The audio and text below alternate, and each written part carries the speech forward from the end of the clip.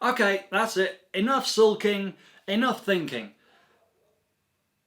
I'm ever the optimist, so let's get to work and fix this mess that we made in the last video.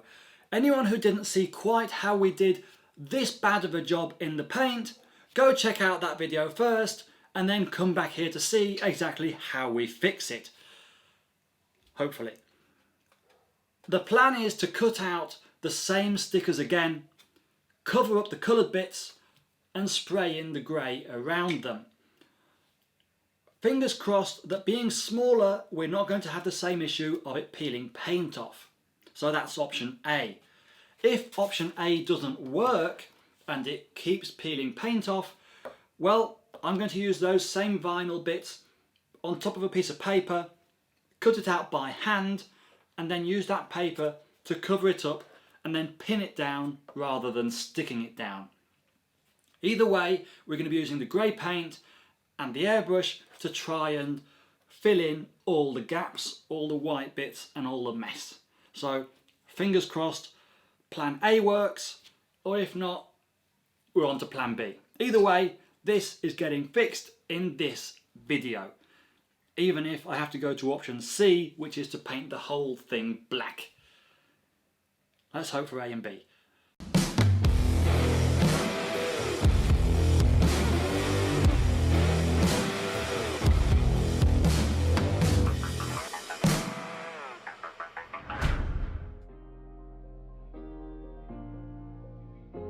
Template time. Time to get printing yet again. Cutting out the exact same templates as used the first time, those that didn't work. Option A, masking and respraying. Maybe it's dried enough to, or maybe not. Just check with the template vinyl and it's still picking paint off. That's a really quick option A out the window. So option A of using smaller stickers didn't work. On to option B, cutting them out on paper, pinning them down so there's no actual stickiness involved. Fingers crossed it works, otherwise it's time for the black paint.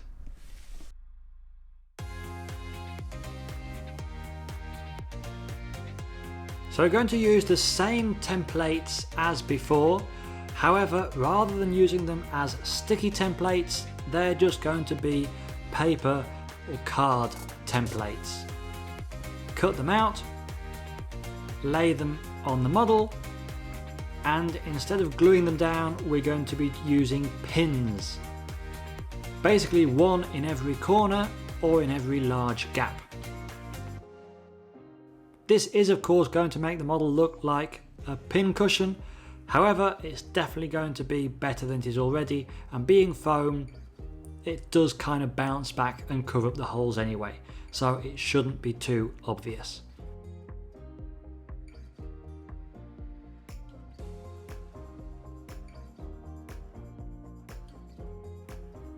Once we have all our stickers or templates cut out, it's just a case of placing them on the model in their correct locations and very carefully pinning them down, and then, moment of truth, does the airbrush cover up all the sins. Fingers crossed.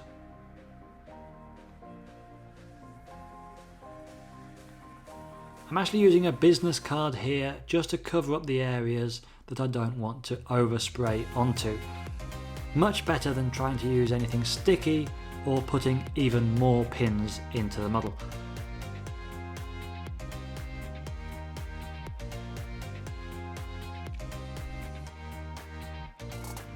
So far the paint's covering up quite nicely. You can't really tell that there's been any kind of major disaster underneath.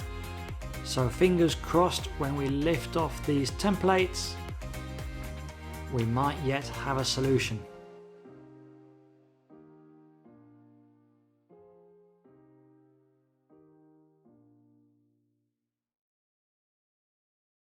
Look, just like nothing ever went wrong. Do the same on the other side.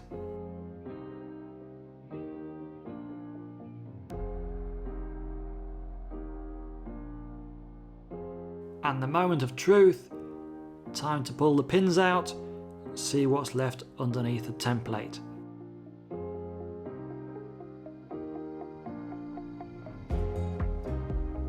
Success! No bleeding and no lifting off the paint that's underneath.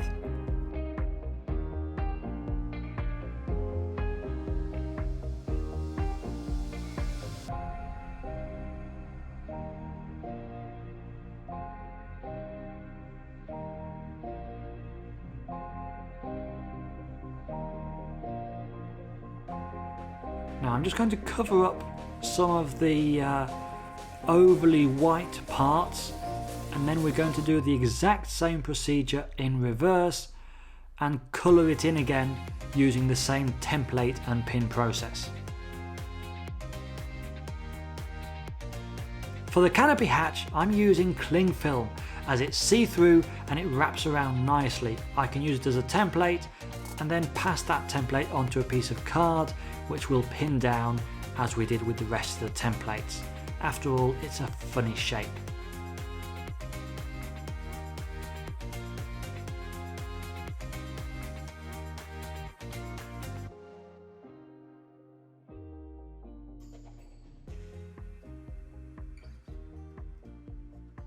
Once we've got the template cut out, just pin it down and airbrush it in.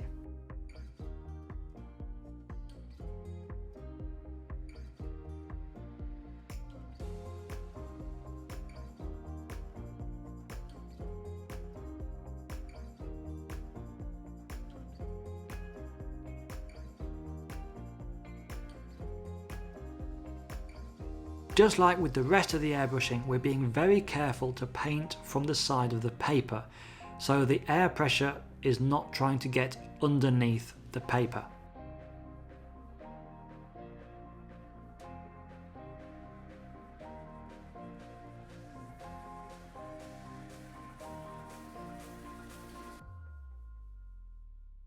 Back to cutting out templates.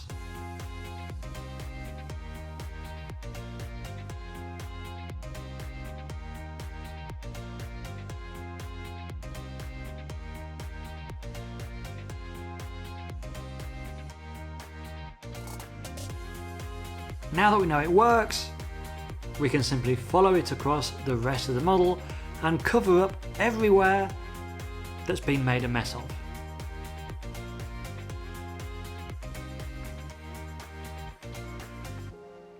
Again, using the card just to prevent any kind of overspray. How about that? Absolutely perfect.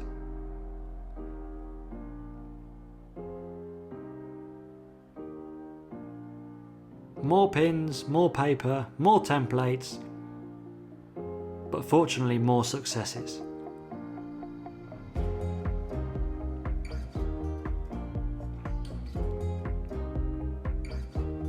We're starting to look good.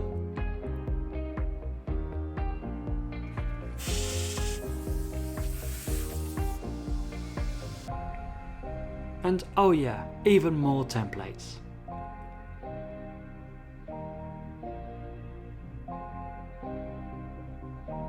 With even more pins.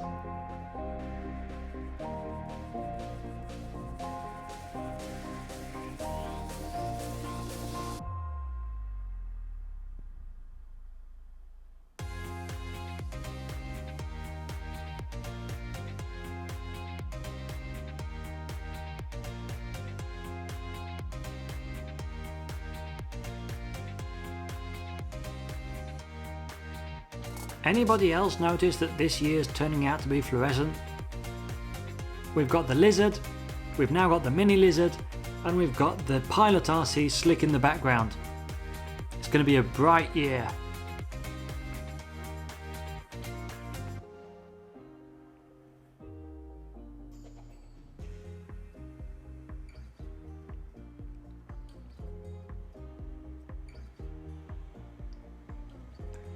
And even more templates.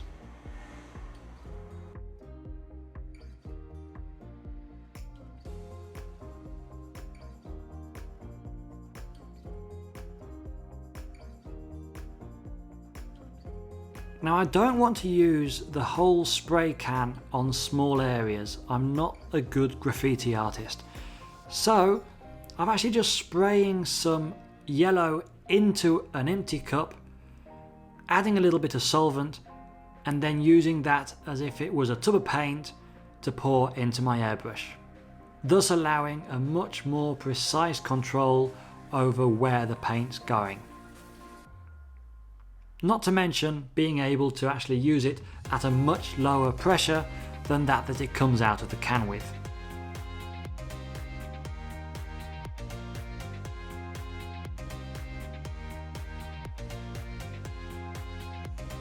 And we're on to the black. Hopefully the last layer.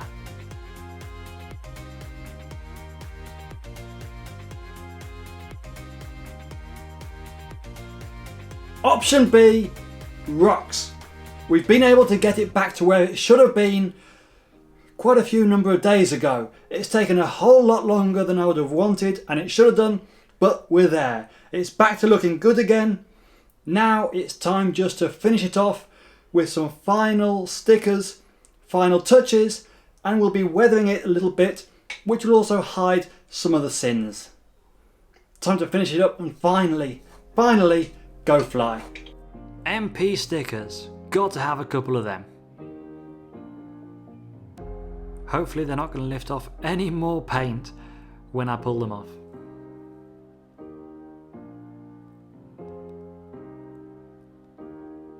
It looks like our look's changing. That's the stickers on, time to weather it.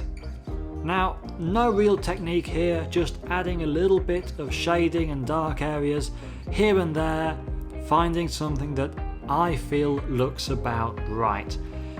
You may feel that I went a bit OTT, or you may feel that I could have done it further. Personal preferences, but I think in the end, it looks really cool.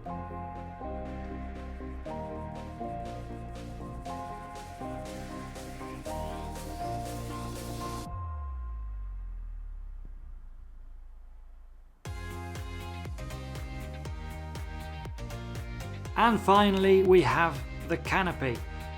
Now the lizard has a funny shaped canopy, so we're actually not going to follow the line drawn on the canopy by the mould. Instead we're going to draw our own and just paint the whole thing black.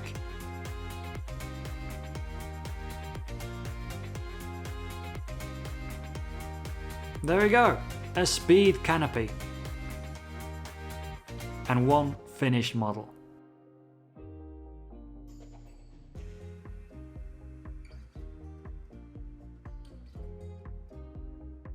And here we have it, the finished product, and it looks as if nothing ever went wrong.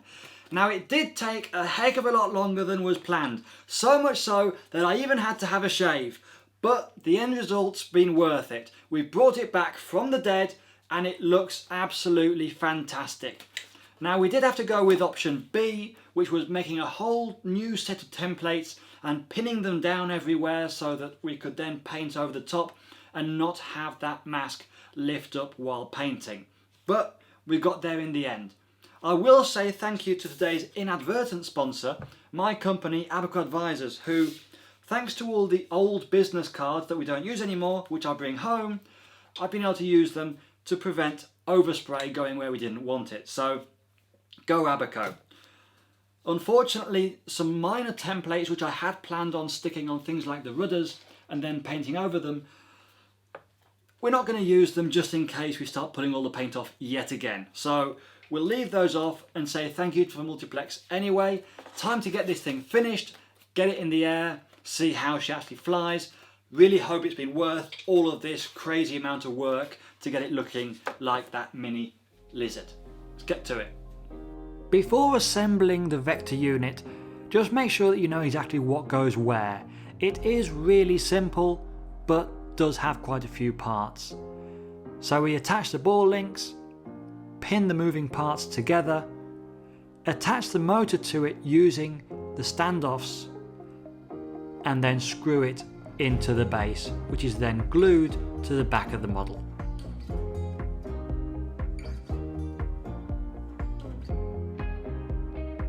And just like that, we have a really fun vector unit installed. Secure the wires so they can't move anywhere, and then the vector servos in their final location, running the wires to the receiver, and it's onto the push rods. The push rods do come to cut to length, so make sure to mark them at the right distances, take into account the quick links, and then solder everything in place. And that's it! The plane's now finished, it's painted, and it's got all the equipment installed inside. Now I am going to be installing a gyro in this one. After all, it's a 3D vector jet. Now for this, I actually have two options on this occasion. The good people at Multiplex were kind enough to actually send me one of their wing stabby units, which I do want to and will be testing out. However, I'm going to start off by installing the Powerbox Systems iGyro SAT, simply because it's the same unit that I have in my Lizard 3D jet and is going in a few others as well. And I want to use this plane as a bit of a test bed to learn all the ins and outs of this gyro so I can then apply that to the jets. So we'll start there, then we'll install the wing stabby, and we'll be able to give the two a bit of a comparison. Time to get them installed, then we can get on to the fun bit, the flying.